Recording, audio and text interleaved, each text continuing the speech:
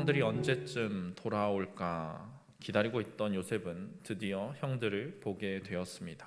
그리고 자신이 요구한 대로 막내 동생 베냐민도 데리고 왔음을 보았습니다. 함께 오는 형제들의 모습을 본 요셉은 너무나 기뻤습니다. 근 20년 만에 다시 완전히 형제들을 만나게 되었으니 얼마나 감회가 새로웠겠습니까? 그래서 요셉은 청지기에게 명령하여 형들을 자기 집으로 인도해 드리라 라고 말하였습니다. 이 형들과 동생을 위해서 잔치를 벌이고 함께 식사를 하기 위함입니다. 그러나 이 형들은 요셉의 호의를 깨닫지 못합니다. 그저 자신들에게 왜 이런 일이 일어나는가 계속 두려워하며 걱정할 뿐입니다. 그들에게 있어서 이 애굽의 여정은 평안과는 거리가 먼 위험천만해 보이고 긴장으로 가득한 시간입니다. 오늘 이 성경 말씀 이야기의 핵심은 샬롬입니다. 너희에게 평강이 있느냐 질문하고 있습니다. 이 평안, 하나님께서 우리에게 주시는 선물입니다.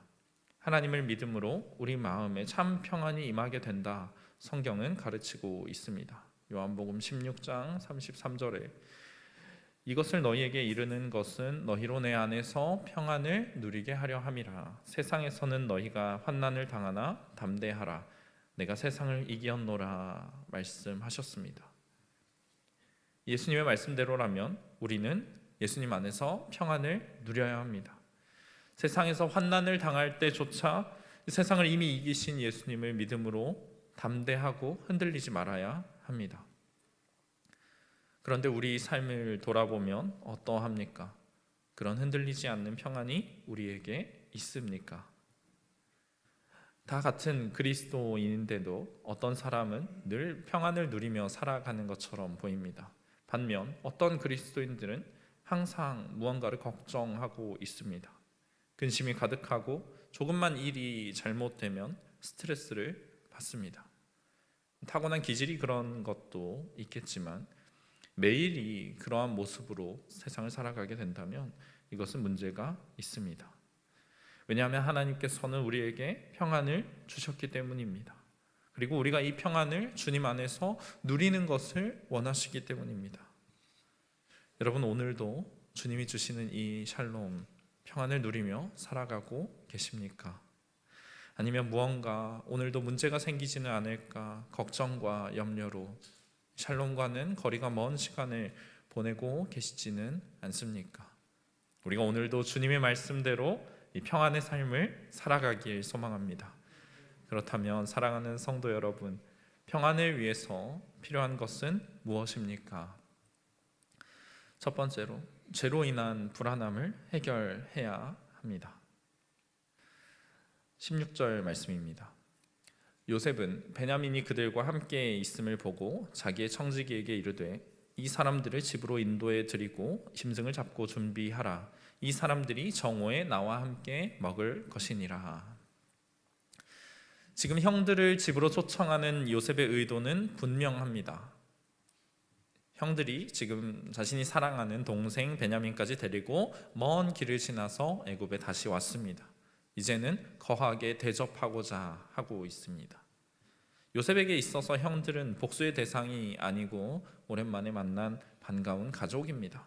그러니 특별하게 대접을 하고 싶어서 집으로 부르고 있습니다. 그래서 요셉은 자기 청지기에게 형제들을 집으로 인도해 드리라 라고 말합니다. 짐승을 잡고 거하게 잔치를 준비하라 말합니다. 특별하게 신경을 쓰라 명령했습니다. 거기다가 형제들한테만 식탁을 차려주는 것이 아니라 자신도 이 자리에 함께 하겠다 말하고 있습니다. 요셉이 바라는 것이 무엇입니까? 오랜만에 보는 가족들과 함께 따뜻한 식사 자리를 가지기 원하고 있습니다. 그러나 정작 이 집에 초청된 형제들은 그렇게 생각하지 않았습니다. 18절 말씀입니다. 그 사람들이 요셉의 집으로 인도됨에 두려워하여 이르되 전번에 우리 자루에 들어있던 돈의 일로 우리가 끌려드는도다. 이는 우리를 억류하고 달려들어 우리를 잡아 노예로 삼고 우리의 나귀를 빼앗으려 함이로다 하고. 그들은 지금 이 애굽의 총리가 자신들을 초청하는 이유가 호의에 의한 것이라고는 전혀 생각하지 못하고 있습니다. 애굽 총리가 별 볼 일 없는 이방인인 자신들을 집으로 초대한다는 것 이해하지 못합니다. 여러분 상상해 보십시오. 다른 나라에 지금 곡식이 없어서 당장 굶어 죽게 생겨서 먹을 것을 사러 간 이 아무것도 아닌 이방인들에게 강대국 애굽의 총리가 무슨 감사한 일이 있는 것도 아닌데 그들을 집으로 초청하고 있습니다. 게다가 그들이 저번에 왔을 때 좋은 인상을 남겼던 것도 아닙니다. 이방 정탐꾼이 아니냐라는 누명까지 썼습니다. 그들이 생각하기에 저 애굽 총리가 우리들에 대해서 좋은 감정을 가지고 있을 리가 만무하다 생각하고 있을 것입니다. 사실 이런 형들의 생각은 타당한 것이라 볼 수 있습니다. 만약 이 애굽의 총리가 그들의 동생인 요셉이 아니라면 말입니다. 형들은 요셉의 정체를 모르기 때문에 그가 왜 이런 이해되지 않는 일을 하는지 모릅니다. 또 설령 그들이 애굽의 총리가 요셉이라는 것을 알아보았다 한들 그들의 불안함은 조금도 사라지지 않았을 것입니다. 아니 오히려 더 커지기만 했을 것입니다. 왜입니까? 그들에게 아직 해결되지 않은 죄의 문제가 그대로 남아있기 때문입니다. 그들은 동생 요셉을 죽이려 했던 장본인들입니다. 물론 지금 자신들의 눈앞에 몹쓸 짓을 했던 동생이 그대로 서 있다는 것 알지 못하지만 그것을 모름에도 불구하고 그들은 이 죄가 주는 중압감에 짓눌려 있습니다. 그래서 평안을 찾지 못합니다. 이 형들이 집에 초청받고 하는 말이 무엇입니까? 18절에 우리를 억류하고 달려들어 우리를 잡아 노예로 삼고 우리의 나귀를 빼앗으려 함이로다 말하고 있습니다. 저번에 곡식을 샀을 때 돈이 제대로 지불되지 않았다는 것을 이들이 알고 우리를 집으로 초청하는 척 속여서 그 대가를 치르려 한다. 우리를 노예로 삼을 것이다. 가진 것을 다 빼앗을 것이다. 생각했습니다. 그런데 형들이 지금 걱정하고 있는 이 상황 참 재미있습니다. 누군가를 억류하고 노예로 삼고 빼앗는 것 어디서 많이 본 것 같은 상황이 아닙니까? 바로 형들이 과거 그들의 동생인 요셉에게 했던 일입니다. 그들은 동생인 요셉을 잡아다가 구덩이에 가둬놓고 움직이지 못하게 하고 그를 노예로 팔았습니다. 요셉의 채색 옷을 벗겨다가 피에 적셔서 아버지에게 가져가 동생이 죽었다고 증거로 삼았습니다. 여러분 이처럼 죄를 지은 사람은 다른 사람이 내게도 그런 악한 일을 저지르지 않을까 걱정합니다. 두려워합니다. 그래서 호의도 바르게 받아들이지 못합니다. 거기에 악한 꿍꿍이가 숨어 있지는 않을까 의심하고 염려합니다. 그들의 곡식 자루에 이전에 돈을 넣어 주었던 것 요셉이 선한 의도로 한 일입니다. 그러나 형들은 재발절인 마음으로 인해서 그것이 또 자신들에게 두려움으로 다가오게 됩니다. 이전에 동생을 팔아서 노예로 넘겨주고 부당한 돈을 챙겼던 그들이니 이 돈과 관련된 범죄에 더 민감할 수밖에 없습니다. 그래서 그들은 이런 일이 일어날 때마다 하나님께서 우리에게 이런 일을 행하신다. 하나님께서 우리의 죄를 벌하신다. 계속 걱정하고 있습니다. 이처럼 정직하지 못한 사람, 죄를 떨쳐내지 못한 사람은 그 불안함과 두려움으로 인해서 평안을 누리지 못합니다. 내가 악한 일을 했던 것처럼 다른 사람도 내게 악한 일을 할 것이다 라는 생각이 다른 사람을 대하는 태도 아래에 깔려 있습니다. 남을 속이는 자는 자신도 남에게 속게 되지 않을까 늘 경계합니다. 남의 뒷말하기 좋아하는 사람은 저 사람도 나에 대해서 뒷말을 하고 있지 않을까 생각합니다.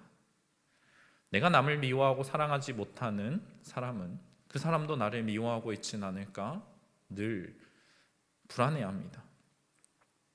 남들이 보지 않는 곳에서 은밀하게 악한 일을 하는 사람은 다른 사람들도 다 그렇게 살아갈 것이라고 지레짐작하고 그런 시선으로 세상을 타인을 바라봅니다.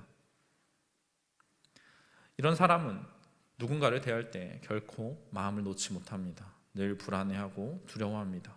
진심을 터놓고 대할 수가 없습니다. 가면을 쓰고 경계합니다. 여러분, 이런 세상 사람들이 가지는 인간관계가 주님의 몸된 교회 안에서도 심심치 않게 발견이 됩니다. 또 이런 사람은 언젠가 반드시 내 죄에 대한 보복을 어떤 방식으로든 받게 될 것이라는 두려움을 가지고 있습니다. 그래서 조금 안 좋은 일이 일어나기만 하면 내 죄 때문에 벌을 받는구나, 스스로 자책합니다. 미뤄왔던 내 죄값을 치러야 하겠구나, 하나님께서 드디어 나를 벌하시는구나 생각하면서 근심합니다. 그래서 문제를 실제보다 더 심각하게 받아들이고 두려움에 빠집니다. 이러한 마음을 가지고서 어떻게 평안을 누릴 수가 있겠습니까? 그러니 우리가 평안하기 위해서는 이 죄의 올무를 벗어버려야 합니다. 더 이상 과거의 죄가 나를 괴롭히게 내버려 두어서는 안 됩니다. 속히 이 문제를 하나님 앞에 가지고 나아가서 해결하고 주님이 주시는 참 자유와 평안을 누려야 합니다. 이 죄짐을 내가 짊어지려고 하는 교만, 그것을 내려놓고 주님께 맡겨드려야 합니다. 그때 우리가 죄에서 자유함과 평안을 얻게 될 것입니다. 두 번째로, 우리가 평안을 위해서 필요한 것이 무엇입니까? 안심하라는 음성을 믿어야 합니다. 안심하라라는 음성을 우리가 믿어야 합니다. 이 두려움에 빠져 있는 형들에게 요셉의 집 문은 잔치집 문이 아니라 마치 감옥의 입구처럼 보였습니다. 그래서 어서 집으로 들어오라 말하는 청지기에게 그들은 집 앞에서 들어가지 않고 자신들의 무죄함을 입증하고자 애쓰고 있습니다. 이제 여기 딱 들어가는 순간 바로 옆에 대기하고 있던 사람들이 자신을 잡아다가 노예로 팔아버릴 것이다, 이런 걱정을 하고 있기 때문에 오해를 풀려고 합니다. 어찌된 일인지 알지 못하겠지만 지난번 양식을 사가지고 갔을 때 보니 분명히 냈을 돈이 다시 자루에 들어 있었다는 것입니다. 그래서 그 돈에 조금도 손대지 않고 전액 그대로 가지고 왔다. 자신들은 이 일이 왜 이렇게 됐는지 알지 못하겠다 말합니다. 여러분, 형들에게 있어서 이 일은 너무나 중요하고 또 긴장되는 순간입니다. 만약 여기서 도둑이라고 생각이 되면 이 형제 모두 가나안 땅으로 돌아갈 수 없습니다. 노예로 팔려버릴 것입니다. 그러나 지금 이 말을 듣고 있는 청지기 입장에서는 그들이 무의미한 노력을 하고 있는 것입니다. 이미 주인의 귀한 손님으로 받아들여지고 있는데 이들이 뭔가를 계속 두려워하고 있습니다. 그래서 청지기는 그들의 두려움을 덜어주고자 이렇게 말합니다. 23절 말씀입니다. 그가 이르되 너희는 안심하라, 두려워하지 말라. 너희 하나님, 너희 아버지의 하나님이 재물을 너희 자루에 넣어 너희에게 주신 것이니라. 너희 돈은 내가 이미 받았느니라 하고 시므온을 그들에게로 이끌어내고. 지금 요셉의 호의를 깨닫지 못하고 두려워하는 형들에게 청지기는 안심하라라고 말해주고 있습니다. 그러면서 너희 하나님, 너희 아버지의 하나님이 너희에게 이 좋은 일을 행해 주셨다라고 말하고 있습니다. 이 청지기 요셉을 통해서 하나님이 어떤 분이신지를 알게 되었던 것 같습니다. 그리고 지금 요셉과 이 사람들이 가족이라는 것은 아마 모르겠지만 요셉이 섬기고 있는 여호와 하나님과 지금 요셉의 집에 초청받은 이들이 섬기는 하나님이 동일한 분이시라는 것을 알았습니다. 그래서 청지기는 그들이 안심할 수 있도록 그들이 믿는 하나님의 이름을 부르면서 이렇게 말하고 있습니다. 그 재물은 너희 하나님, 너희 아버지의 하나님이 너희에게 주신 것이라고 말입니다. 여러분, 이 재물을 그들에게 되돌려 준 것은 사실 요셉이 한 일입니다. 그러나 청지기는 이것을 직접적으로 말하지 않고 너희 하나님께서 주신 것이다, 너희 돈은 내가 이미 받았다 라고 말합니다. 형들은 물론 지금 이것이 무슨 말인지 이해하지 못합니다. 하지만 청지기의 의도는 분명합니다. 지금 두려워하고 있는 그들에게 평안을 주고자 하는 것입니다. 여기서 나오는 안심하라라는 표현은 너희에게 평안, 샬롬이 있으라는 뜻입니다. 여기 사용된 이 샬롬은 특별히 하나님과 관련된 용어입니다. 여호와 하나님께서 주시는 평강을 가리켜서 샬롬이라고 표현하기 때문입니다. 여러분, 야곱의 아들들이 애굽인 청지기에게서 이런 말을 듣는 것이 참 아이러니합니다. 하나님이 주시는 평안에 대해서 누구보다 잘 알고 있어야 하고 그것을 믿어야 할 이 사람들이 이방 사람으로부터, 애굽인으로부터 하나님의 평안을 받으라, 하나님의 평안이 너에게 있으라 라는 말을 듣게 된다니 말입니다. 우리 그리스도인들은 하나님의 도우심을 확신하며 살아간다 고백합니다. 내 삶은 하나님의 크신 계획의 일부분이라고 우리가 말합니다. 그런데 우리의 삶을 들여다보면 그런 믿음을 소유하지 않은 것 같은 모습일 때가 있습니다. 어떤 상황에서도 나와 함께 하시겠다 하신 그 하나님의 약속을 믿는다면 참 평안이 우리에게 있어야 할 것 아닙니까? 그러나 우리는 조금만 문제가 생기면, 상황이 변화하면 불안함을 견디지 못하고 평안을 잃어버립니다. 이스라엘 백성들이 그토록 여러 차례 불평하고 하나님을 원망하였던 것처럼, 평안하지 못했던 것처럼 우리도 불안함과 근심, 걱정, 염려로, 원망으로 세월을 허비합니다. 다 하나님을 믿지 못하는 불신앙으로 인해 나온 결과입니다. 청지기는 시므온을 이끌어내어서 형제들에게 보입니다. 요셉이 형들을 지금 어떻게 대하는지 그 태도를 보면 시므온에게도 그리 나쁘지 않게 대접했을 것이라는 내용을 짐작할 수가 있습니다. 그리고 나서 청지기는 형제들을 요셉의 집으로 인도해서 물을 주어서 발을 씻게 합니다. 나귀에게 먹이를 줍니다. 발을 씻게 하는 것, 타고 온 짐승에게 먹이를 주는 것, 가나안 지역에서는 손님을 대접하는 중요한 예우입니다. 이것은 청지기가 그들을 중요한 손님으로 맞아들이고 있다, 너희를 해칠 의도가 전혀 없다라는 것을 보여줍니다. 하지만 여전히 형들의 마음에는 평안이 없습니다. 하나님의 평안이 너희에게 있으라 말을 들었습니다. 갇혔던 시므온도 풀려났습니다. 우리 잘 융숭하게 대접해주고 있습니다. 이처럼 평안을 믿고 받을 증거가 속속들이 보이고 있는데 그들은 믿지 못합니다. 의심하고 계속 두려워합니다. 그래서 요셉이 온 것을 보자마자 요셉의 마음을 달래기 위해서 준비해온 예물을 드리고 그의 앞에 여러 차례 절합니다. 두려움으로 가득한 채 말입니다. 27절에 요셉이 그들의 안부를 물으며 이르되 너희 아버지 너희가 말하던 그 노인이 안녕하시냐, 아직도 생존해 계시느냐 묻습니다. 이 그들의 안부를 물었다, 그들에게 샬롬하냐라고 물은 것입니다. 또한 너희 아버지가 안녕하시냐, 샬롬하시냐라고 물은 것입니다. 평안이 있느냐 묻고 있는 요셉에게 형제들은 자신의 아버지가 평안하시다 대답합니다. 그러나 그들에게는 샬롬이 있다고 대답하지 못합니다. 평안이 없기 때문입니다. 그들은 두려워하고 있습니다. 여러분, 청지기가 형제들에게 준 이 말씀, 하나님께서 그들에게 주시는 말씀일 것입니다. 너희에게 샬롬이 있으라는 것이었습니다. 비록 그들이 범죄하였을지라도 하나님께서는 그들을 향한 계획을 가지고 계십니다. 야곱의 아들들로 하여금 이스라엘의 12지파가 되게 하실 것이고 하나님의 백성을 번성하게 하실 계획입니다. 그들로 세상을 향한 복의 통로가 되게 하실 것입니다. 그러니 그들은 지금 상황이 어렵고 죄중에 빠져 있을지라도 하나님을 통해서 반드시 회복될 것이고 샬롬을 누릴 것입니다. 형들의 두려움은 사실상 그들에게 이 평강을 주시는 하나님을 믿지 못하는 데에서 비롯된 것입니다. 그리스도를 믿는다 말하는 우리는 우리에게 들리는 이 평안의 음성, 이것을 늘 믿어야 합니다. 여러분, 주님의 말씀대로 우리에게 평안이 있을 것입니다. 샬롬이 있을 것입니다. 내가 죄를 지었을지라도, 내가 연약하고 내 상황이 좋지 않을지라도 내 죄를 사해 주시고 구원으로 인도해 내시는 그 예수님, 내 인생의 처음부터 끝까지 안전하게 지켜주시는 그분의 완벽한 계획을 우리가 믿습니다. 그 믿음대로 살아가야 합니다.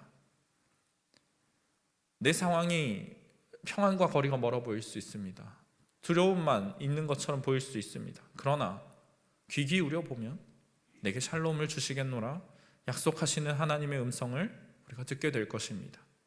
말씀 가운데에서 또 내 삶 가운데서 일어나는 크고 작은 여러 일들을 통해서 나를 이제까지도 그리고 앞으로도 안전하게 보호하시는 평안을 약속하시는 하나님의 손길을 우리가 느끼게 될 것입니다. 마지막으로 평안을 위해서 우리에게 필요한 것이 무엇입니까? 이전의 죄를 반복하지 말아야 합니다. 우리가 이전에 지었던 죄를 반복하지 말아야 합니다. 29절 말씀입니다. 요셉이 눈을 들어 자기 어머니의 아들 자기 동생 베냐민을 보고 이르되 너희가 내게 말하던 너희 작은 동생이 이 아이냐? 그가 또 이르되 소자여 하나님이 내게 은혜 베푸시기를 원하노라. 요셉은 이제 자신의 친동생 베냐민을 보았습니다. 형들에 대한 그리움도 물론 있었지만 사실 요셉이 정말로 보고 싶었던 것은 베냐민이었을 것입니다. 왜냐하면 베냐민은 같은 어머니 라헬에게서 태어난 유일한 형제이기 때문입니다. 그래서 요셉은 이가 누구인지 잘 알고 있으면서도 짐짓 이 자가 너희 작은 동생이냐 말하면서 그에게 다가가 축복합니다. 작은 자여 하나님이 내게 은혜 베푸시기를 원하노라 말합니다. 이 작은 자라는 표현은 누군가를 깔보는 그런 의미가 아니라 내 아들이여 내 아들 이런 표현입니다. 우리가 손 아래 사람을 부르는 애정이 담긴 그런 호칭입니다. 베냐민 이미 장성한 어른임에도 불구하고 요셉은 그를 향해서 애정을 담아 하나님의 복을 빌어주고 있습니다. 특별하게 대우하고 있습니다. 그러고서 요셉은 자신의 아우를 사랑하는 마음이 복받쳐서 급히 울 곳을 찾아 안방으로 들어가 울었습니다. 그리고 나서 아무 일 없었다는 듯이 얼굴을 씻고 나와 자기의 정을 억제하고 음식을 차리게 합니다.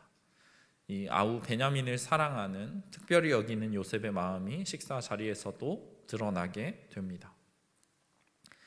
이 식사 자리에서 요셉은 형제들과 자리를 따로 마련합니다. 그리고 함께 식사를 하는 애굽 사람들을 위해서도 자리를 또 따로 마련합니다. 이 당시 애굽 사람은 히브리 사람들과 같이 음식을 먹으려 하지 않았습니다. 애굽 사람들은 자기 민족이 우월하다고 생각했고 그것을 자랑으로 여겼기 때문에 히브리 사람들 또 이방인들과 섞이려 하지 않았습니다. 이 배타적인 풍습 때문에 그들은 자리를 따로 앉아서 음식을 먹게 되었습니다. 33절에 그들이 요셉 앞에 앉되 그들의 나이에 따라 앉히게 되니 그들이 서로 이상히 여겼더라. 원래는 애굽의 총리와 함께 식사를 하는 것도 있을 수 없고 이 애굽 사람들이 이방인들을 멸시하는 것을 알고 있는데 이처럼 같이 먹는다라는 상황 자체가 매우 이상한 것입니다. 그런데 요셉은 마주 앉아 있는 형들의 자리를 나이 순서대로 배열해 줍니다. 장자부터 막내까지 순서대로 일렬로 앉히게 됩니다. 이 나이 차이가 그렇게 많이 나서 구별하기 쉬운 형제들도 아닐 텐데 11명의 나이를 순서대로 앉힌다. 매우 이상합니다. 형제들도 무언가 이상함을 느꼈는데 왜 일이 가능한 것인가 알지는 못합니다. 그러고서 요셉은 또 한 가지 특이한 일을 행합니다. 34절에 요셉이 자기 음식을 그들에게 주되 베냐민에게는 다른 사람보다 5배나 주매 그들이 마시며 요셉과 함께 즐거워하였더라. 요셉이 자기 음식을 그들에게 나눠 주었습니다. 애굽의 통치자이자 총리인 그의 식탁에 얼마나 좋은 음식들이 올라왔겠습니까? 그런데 그것을 이방인들에게 나눠주면서 같이 식사를 한다? 이것은 있을 수 없는 일입니다. 그런데 여기서 요셉은 베냐민에게 다른 사람보다 5배나 많은 누가 보아도 차별하는 것 같은 양을 일부러 내어줍니다. 대놓고 베냐민에게만 호의를 여러 차례 보여줍니다. 형들이 처음 왔을 때는 그들에게 정탐꾼이다 이렇게 대했으면서 베냐민이 왔을 때는 사랑한다, 축복한다 얘기하고 음식을 더 많이 내주고 있습니다. 왜 이렇게 행합니까? 그가 베냐민을 특별하게 생각했기도 했지만 앞으로 행해질 형들을 향한 시험의 일부이기도 합니다. 그가 이렇게 베냐민을 특별하게 사랑하고 차별하는 듯한 모습을 보였을 때 형들이 이것을 보면서 어떻게 생각하는지 대하는지를 주의 깊게 살피고 있는 것입니다. 그런데 형들은 이 베냐민을 보면서 질투하거나 시기하는 모습을 보이지 않습니다. 오히려 베냐민이 높여지고 사랑받는 것을 보면서 즐거워하고 함께 식사를 즐겼다, 기뻐했다 말하고 있습니다.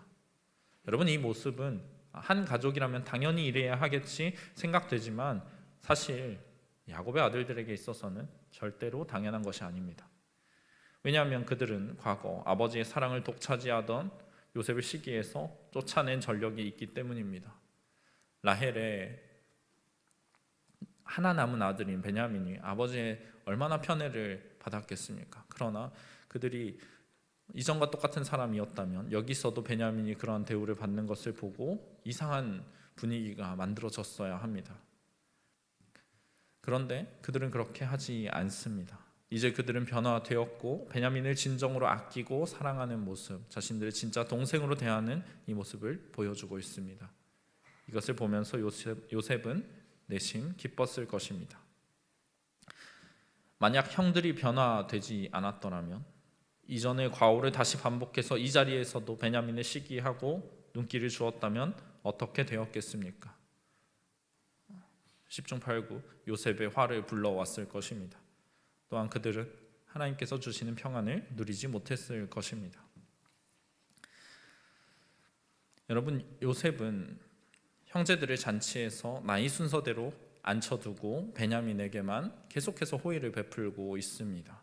은연중에 여러 번에 걸쳐서 자신의 정체가 누구인지를 암시하고 있습니다. 형들이 알아차릴 수 있도록 계속해서 이런 메시지를 던지고 있습니다. 물론 형들은 이 사실을 꿈에도 생각하지 못하고 있지만 말입니다. 그들에게 있어서 요셉은 이미 죽어버린 동생입니다. 다시는 만날 수가 없습니다.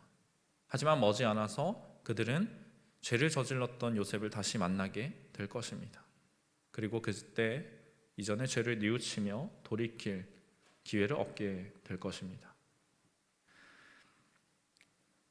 여러분, 오늘 말씀을 살펴본 바 우리가 평안을 얻기 위해서, 누리기 위해서 해야 하는 것이 무엇입니까?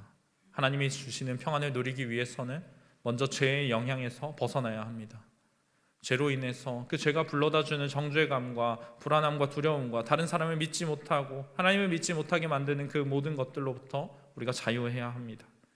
죄를 계속해서 마음에 담아두고 우리의 죄를 사하신 예수 그리스도의 은혜를 헛것으로 만들면서 계속 죄인으로 살아가지 말아야 합니다.